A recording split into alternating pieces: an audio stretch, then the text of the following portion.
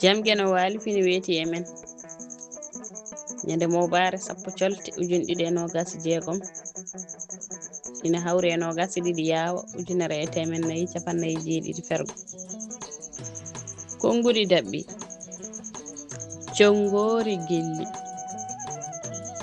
gilli ko dongal teddungal bawngal tampinde joomum so ɗi gondi e kiram ɗum yurbitat dongal ngal ɓeydo tampinde joomum kadi so tawi ko rewɓe ɗiɗo gilli mumen ina kawri e gorko goto ma joomum en kirodir ha tampina ɗumen ma kiram ɗam ronda hareje sippiroji e ko ɓuri ɗum bonde kono ɓurata yawde rondade war hoore ko so tawi ko gilli worɓe ɗiɗo walla ko ɓuri ɗum ina kawri e debbo goto duɗal Pulaar murtuɗo Diop ɓe maydi ɗi boji koɗi jurum ɗi deƴƴotako goymi ko hoore am tawde mi heddotako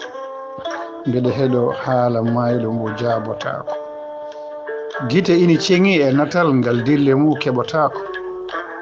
lomto wondu ndu miijo salatako ñalɗi jawtuɗi ɗi duttantako ɗo jam e jaleɗe hanki hande heɓotako funtiji aduna ɗi gototako kala ko weli hen duumatako balɗe ko limaɗe ɓeydotako lajal koko dotta jokkotako ko andaka to heedi tarotako ñande arata nde waynotako gite yumma e korse nde yurmotako nawde bajjo nde salotako giɗe aduna e gurdiɗo nde faltotako korsuɗo jiɗaɗo nde duulotako ndi ñoƴƴe jontaɗo e leydi salotako nguldi e ɓumɗi suɓotako gilɗi e meyoji ɗi ɓokkotako